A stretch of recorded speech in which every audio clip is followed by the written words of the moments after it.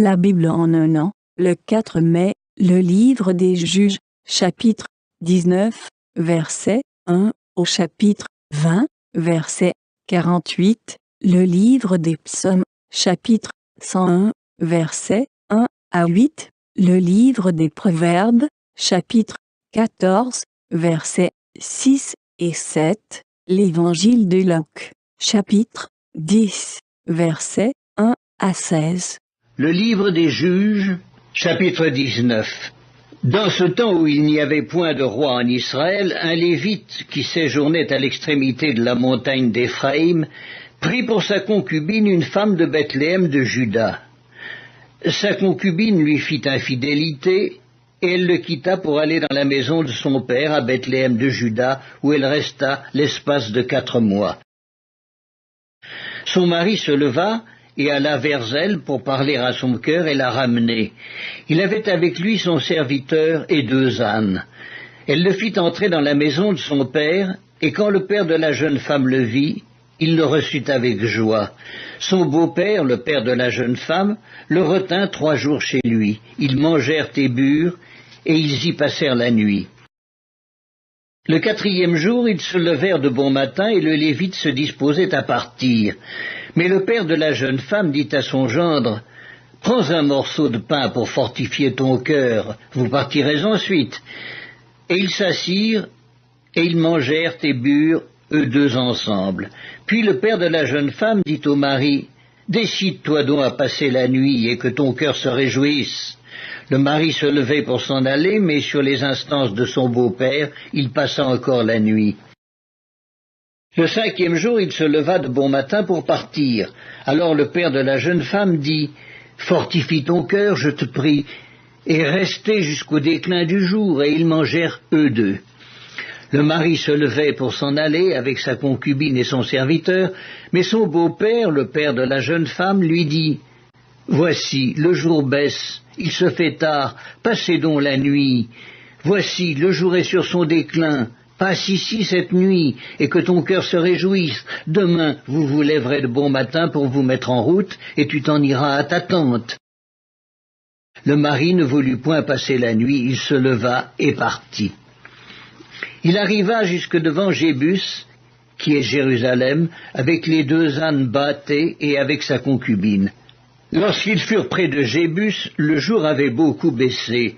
Le serviteur dit alors à son maître, « Allons, dirigeons-nous vers cette ville des Jébusiens, et nous y passerons la nuit. » Son maître lui répondit, « Nous n'entrerons pas dans une ville d'étrangers où il n'y a point d'enfants d'Israël. Nous irons jusqu'à Gibéa. » Il dit encore à son serviteur, « Allons, approchons-nous de l'un de ces lieux, Gibéa ou Rama, et nous y passerons la nuit. » Ils continuèrent à marcher, et le soleil se coucha quand ils furent près de Gibéa, qui appartient à Benjamin. Ils se dirigèrent de ce côté pour aller passer la nuit à Gibéa. Le Lévite entra, et il s'arrêta sur la place de la ville. Il n'y eut personne qui les reçût dans sa maison pour qu'ils y passassent la nuit. Et voici un vieillard revenait le soir de travailler au champ. Cet homme était de la montagne d'Éphraïm. Il séjournait à Gibéa, et les gens du lieu étaient benjamites. Il leva les yeux et vit le voyageur sur la place de la ville. Et le vieillard lui dit, « Où vas-tu et d'où viens-tu » Il lui répondit, « Nous allons de Bethléem de Juda jusqu'à l'extrémité de la montagne d'Éphraïm, d'où je suis. J'étais allé à Bethléem de Juda, et je me rends à la maison de l'Éternel. Mais il n'y a personne qui me reçoive dans sa demeure. Nous avons cependant de la paille et du fourrage pour nos ânes. Nous avons aussi du pain et du vin pour moi, pour ta servante et pour le garçon qui est avec tes serviteurs. Il ne nous manque rien. » Le vieillard dit, « Que la paix soit avec toi. Je me charge de tous tes besoins. Tu ne passeras pas la nuit sur la place. » Il les fit entrer dans sa maison et il donna du fourrage aux ânes.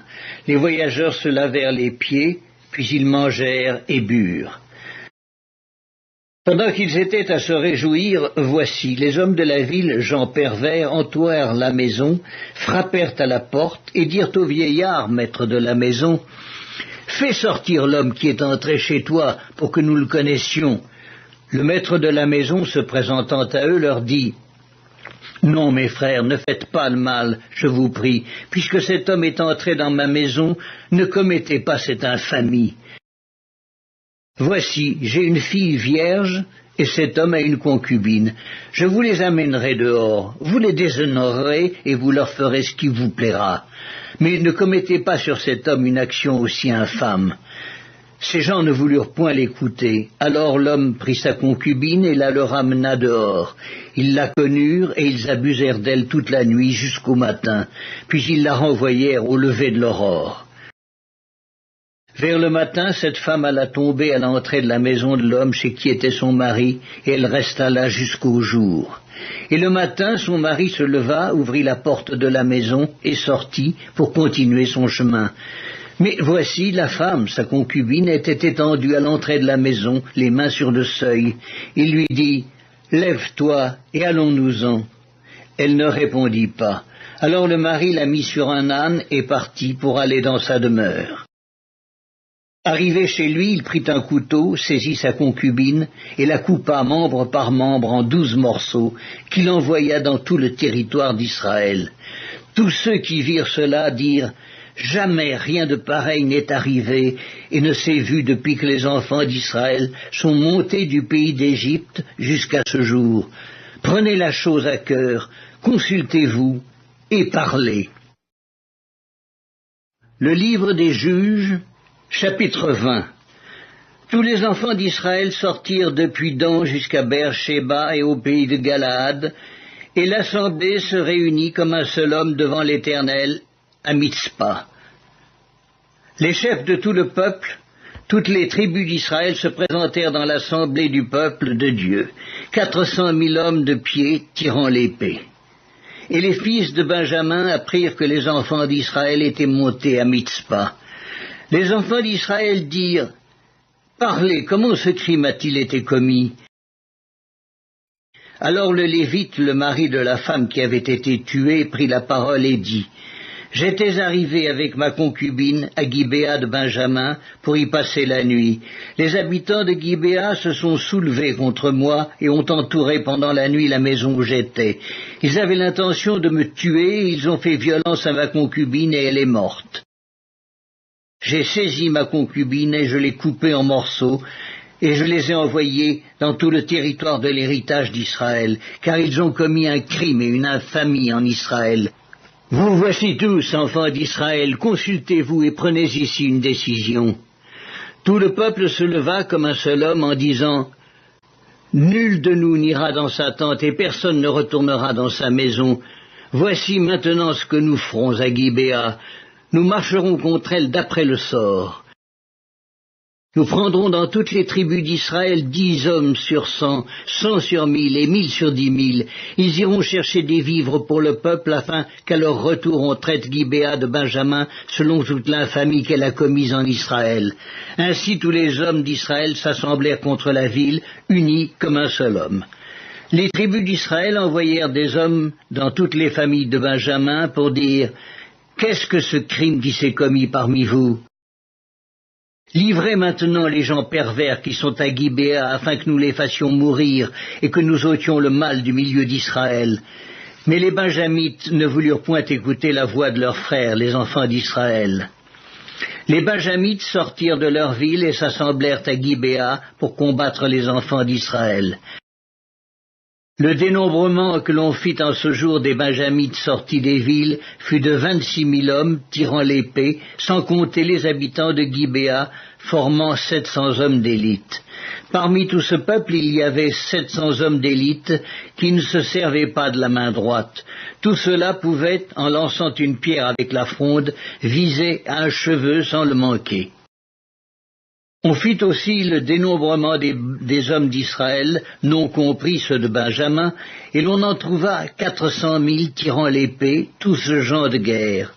Et les enfants d'Israël se levèrent, montèrent à Béthel et consultèrent Dieu en disant « Qui de nous montera le premier pour combattre les fils de Benjamin ?»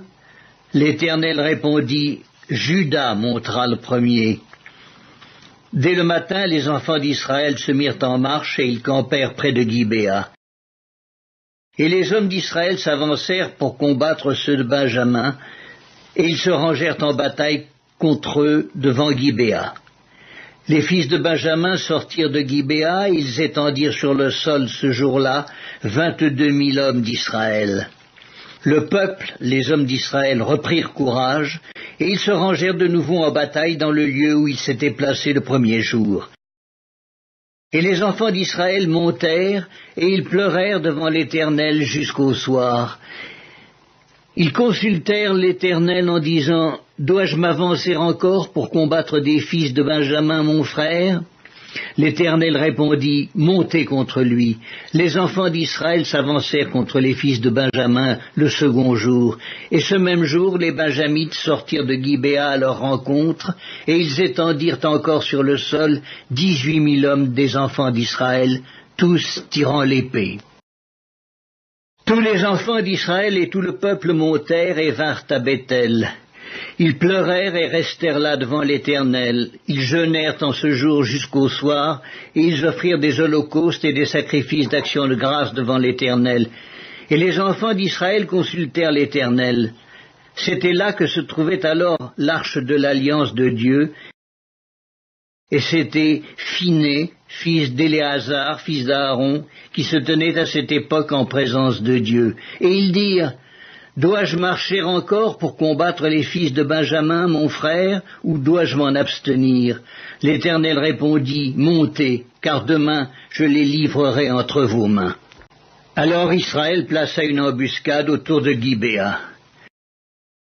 Les enfants d'Israël montèrent contre les fils de Benjamin le troisième jour, et ils se rangèrent en bataille devant Gibéa, comme les autres fois. Et les fils de Benjamin sortirent à la rencontre du peuple, et ils se laissèrent attirer loin de la ville. Ils commencèrent à frapper à mort parmi le peuple, comme les autres fois, sur les routes, dont l'une monte à Béthel et l'autre à Gibéa par la campagne, et ils tuèrent environ 30 hommes d'Israël. Les fils de Benjamin disaient, « Les voilà battus devant nous comme auparavant. » Mais les enfants d'Israël disaient, « Fuyons et attirons-les loin de la ville dans les chemins. » Tous les hommes d'Israël quittèrent leur position et se rangèrent à Baal-Tamar. Et l'embuscade d'Israël s'élança du lieu où elle était, de Mahar et Gibéa. 10 000 hommes choisis sur tout Israël arrivèrent devant Gibéa. Le combat fut rude et les Benjamites ne se doutaient pas du désastre qu'ils allaient éprouver. L'Éternel battit Benjamin devant Israël, et les enfants d'Israël tuèrent ce jour-là 25 100 hommes de Benjamin, tous tirant l'épée. Les fils de Benjamin regardaient comme battus les hommes d'Israël qui cédaient du terrain à Benjamin et se reposaient sur l'embuscade qu'ils avaient placée contre Gibéa. Les gens en embuscade se jetèrent promptement sur Gibéa, ils se portèrent en avant et frappèrent toute la ville du tranchant de l'épée. Suivant un signal convenu avec les hommes d'Israël, ceux de l'embuscade devaient faire monter de la ville une épaisse fumée. Les hommes d'Israël firent alors volte-face dans la bataille. Les Benjamites leur avaient tué déjà environ 30 hommes et ils disaient « Certainement les voilà battus devant nous comme dans le premier combat. » Cependant, une épaisse colonne de fumée commençait à s'élever de la ville. Les Benjamites regardèrent derrière eux. Et voici, de la ville entière, les flammes montaient vers le ciel. Les hommes d'Israël avaient fait volte-face, et ceux de Benjamin furent épouvantés en voyant le désastre qui allait les atteindre. Ils tournèrent le dos devant les hommes d'Israël et s'enfuirent par le chemin du désert. Mais les assaillants s'attachèrent à leurs pas, et ils détruisirent pendant le trajet ceux qui étaient sortis des villes. Ils enveloppèrent Benjamin, le poursuivirent, l'écrasèrent dès qu'il voulait se reposer jusqu'en face de Gibéa, du côté du soleil levant. Il tomba 18 000 hommes de Benjamin, tous vaillants. Parmi ceux qui tournèrent le dos pour s'enfuir vers le désert au rocher de Rimon, les hommes d'Israël en firent périr 5 000 sur les routes. Ils les poursuivirent jusqu'à Gidéom et ils en tuèrent 2 000. Le nombre total des Benjamites qui périrent ce jour-là fut de 25 000 hommes tirant l'épée, tous vaillants. 600 hommes qui avaient tourné le dos et qui s'étaient enfuis vers le désert au rocher de Rimon demeurèrent là pendant 4 mois. Les hommes d'Israël revinrent vers les fils de Benjamin, ils les frappèrent du tranchant de l'épée, depuis les hommes des villes jusqu'au bétail, et tout ce que l'on trouva. Ils mirent aussi le feu à toutes les villes qui existaient. Psaume 101 de David, Psaume. Je chanterai la bonté et la justice. C'est à toi, Éternel, que je chanterai. Je prendrai garde à la voie droite. Quand viendras-tu à moi? Je marcherai dans l'intégrité de mon cœur au milieu de ma maison. Je ne mettrai rien de mauvais devant mes yeux. Je hais la conduite des pécheurs, elle ne s'attachera point à moi. Le cœur pervers s'éloignera de moi, je ne veux pas connaître le méchant. Celui qui calomnie en secret son prochain, je l'anéantirai. Celui qui a des regards hautains et un cœur enflé, je ne le supporterai pas. J'aurai les yeux sur les fidèles du pays pour qu'ils demeurent auprès de moi. Celui qui marche dans une voie intègre sera mon serviteur. Celui qui se livre à la fraude n'habitera pas dans ma maison. Celui qui dit des mensonges ne subsistera pas en ma présence. Chaque matin, j'anéantirai tous les méchants du pays, afin d'exterminer de la ville de l'Éternel tous ceux qui commettent l'iniquité. Livre des Proverbes, chapitre 14. Le moqueur cherche la sagesse et ne la trouve pas, mais pour l'homme intelligent, la science est chose facile. Éloigne-toi de l'insensé, ce n'est pas sur ses lèvres que tu aperçois la science. Évangile de Luc, chapitre 10. Après cela, le Seigneur désigna encore 70 autres disciples, et il les envoya 2 à 2 devant lui dans toutes les villes et dans tous les lieux où lui-même devait aller. Et il leur dit, « La moisson est grande, mais il y a peu d'ouvriers. Priez donc le maître de la moisson d'envoyer des ouvriers dans sa moisson. Partez, voici, je vous envoie comme des agneaux au milieu des loups. Ne portez ni bourse, ni sac, ni souliers, et ne saluez personne en chemin. Dans quelque maison que vous entriez, dites d'abord que la paix soit sur cette maison. Et s'il se trouve là un enfant de paix, votre paix reposera sur lui. Sinon, elle reviendra à vous. Demeurez dans cette maison-là, mangeant et buvant ce qu'on vous donnera, car l'ouvrier mérite son salaire. N'allez pas de maison en maison. Dans quelque ville que vous entriez et où l'on vous recevra, mangez ce qui vous sera présenté. Guérissez les malades qui s'y trouveront, et dites-leur, le royaume de Dieu s'est approché de vous. Mais dans quelque ville que vous entriez, et où l'on ne vous recevra pas, allez dans ces rues et dites, nous secouons contre vous la poussière même de votre ville, qui s'est attachée à nos pieds. Sachez cependant que le royaume de Dieu s'est approché. Je vous dis qu'en ce jour, Sodome sera traitée moins rigoureusement que cette ville-là. Malheur à toi, Chorazin, malheur à toi, Bethsaïda, car si les miracles qui ont été faits au milieu de vous avaient été faits dans Tyr et dans Sidon, il y a longtemps qu'elle se serait repentie en prenant le sac et la cendre. C'est pourquoi, au jour du jugement, Tyr et Sidon seront traités moins rigoureusement que vous. Et toi, Capernaum, qui a été élevé jusqu'au ciel, tu seras abaissé jusqu'au séjour des morts. Celui qui vous écoute m'écoute, et celui qui vous rejette me rejette.